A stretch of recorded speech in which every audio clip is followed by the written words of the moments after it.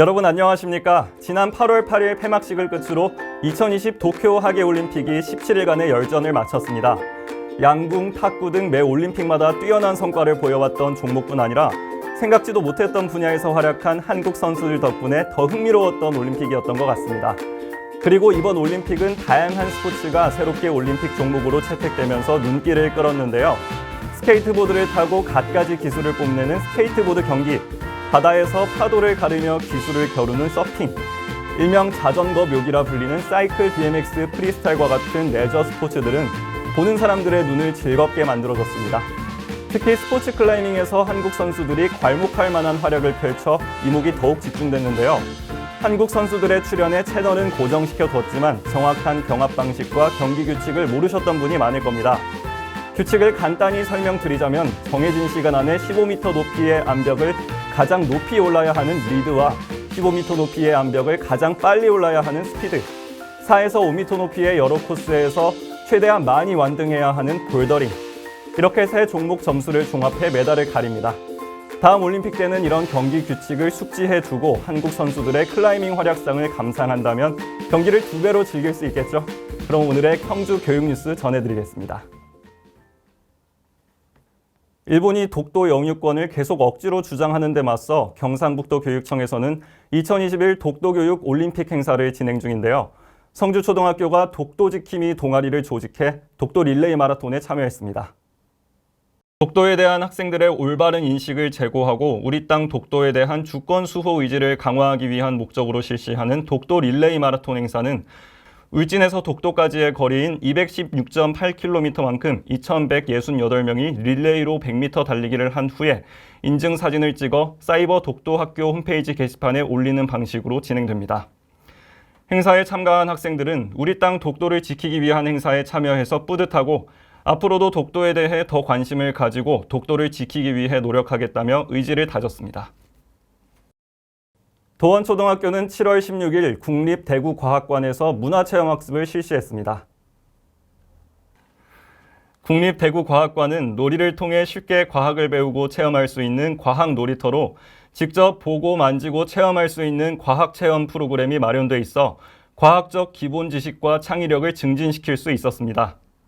원순자 교장은 학생들의 창의성이 중요시됨에 따라 과학교육과 메이커 교육이 부상하고 있어 이번 체험학습을 운영하게 됐는데 학생들이 즐겁게 다양한 과학체험을 하는 모습을 보니 앞으로도 학교 교육과정 속에서 다양한 과학체험을 할 수 있도록 기회를 제공해야겠다고 소감을 밝혔습니다. 월항초등학교는 제73주년 제헌절을 맞이해 전교생을 대상으로 제헌절 계기 교육과 국기 달기 인증샷 올리기 활동을 실시하며 제헌절의 의의와 헌법의 중요성을 생각해보는 뜻깊은 시간을 가졌습니다. 계기 교육에서는 헌법의 의미와 주요 내용, 제헌절 제정 이유, 준법 정신, 민주적 생활 양식 등에 대해 가르치며 국경일에 대한 정확한 배경 지식과 경건한 마음가짐을 갖도록 했습니다. 또한 제헌절에 각 가정에서 가족과 함께 태극기를 개양하고 인증샷을 찍어 홈페이지에 올리는 활동을 통해 국경일의 중요성에 대해 생각해 볼 수 있도록 했습니다.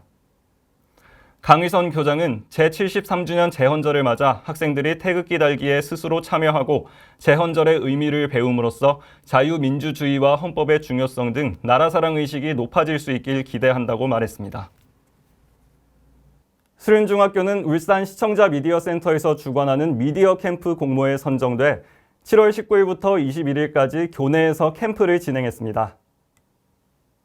이번 캠프는 모둠별로 하나의 주제를 정해 완성된 콘텐츠를 만들기 위한 일련의 활동으로 진행됐습니다. 먼저 만들 영상의 소재와 표현 방법을 정한 후에 스토리보드를 제작하고 직접 촬영하고 편집과 포스터 제작까지 실시했습니다.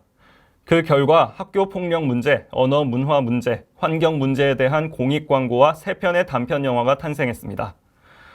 캠프 마지막 날에는 제작한 영상을 함께 보며 전문 강사의 피드백을 받고 제작 과정에서 느낀 소감을 발표하는 시간도 가졌습니다. 송진환 교장은 영상을 직접 만들어 보면서 미디어를 더 잘 이해하게 되는 시간이었다며 학생 한 명 한 명이 콘텐츠가 될 수 있도록 더 많은 지원을 하겠다고 말했습니다. 성주교육지원청은 7월 19일부터 7월 30일까지 열흘 동안 관내 중고등 특수교육 대상 학생 8명을 대상으로 여름 계절 학교를 진행했습니다.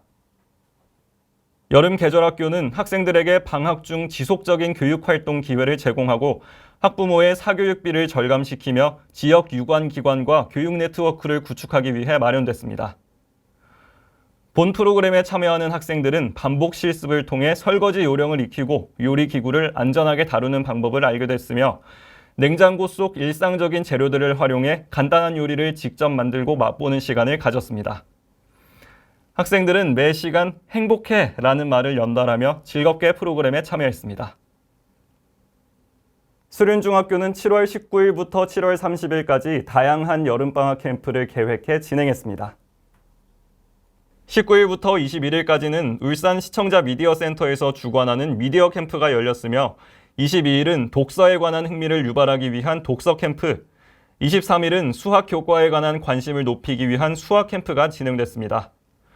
27일부터 30일까지는 음악 캠프를 통해 한 학기 동안 배운 악기를 심화 연습하고 마지막 날에는 작은 음악회를 열어 함께하는 예술 활동에 즐거움을 나눴습니다.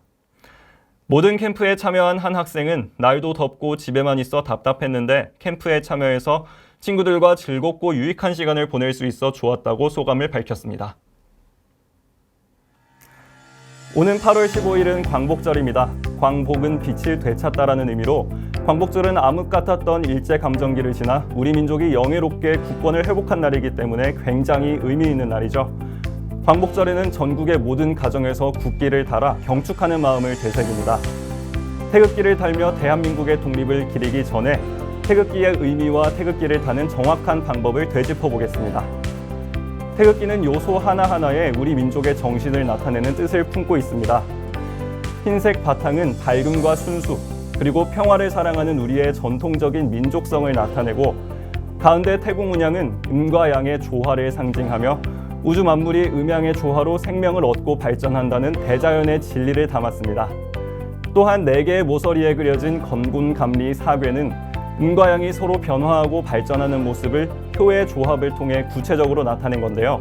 사괴는 각각 우주 만물 중에서 하늘, 땅, 물, 불을 상징하며 태극을 중심으로 통일의 조화를 이루고 있습니다. 태극기는 일반적으로 해가 떠 있는 오전 7시부터 오후 6시까지 개양하고 매일 24시간 달 수 있지만 야간에는 적절한 조명과 함께 사용해야 합니다. 학교나 군부대에서는 낮에만 달도록 돼 있고요. 악천후로 인해 훼손이 우려되는 경우에는 달지 않습니다. 태극기를 다는 방법을 살펴보면 경축일에는 깃면과 깃봉 사이에 간격이 없게끔 딱 맞게 붙여 달아주고 현충일 등 조의를 표하는 날에는 깃면의 세로 길이만큼 깃봉에서 내려서 달아줍니다. 광복절에는 당연히 깃면과 깃봉 사이에 간격이 없도록 달아야겠죠. 개양 위치는 건물 밖에서 봤을 때 대문 왼쪽, 아파트는 난간 왼쪽에 달면 됩니다. 이번 광복절에는 태극기를 꺼내 달며 스스로 애국심을 고취해보는 건 어떨까요? 지금까지 교육뉴스였습니다.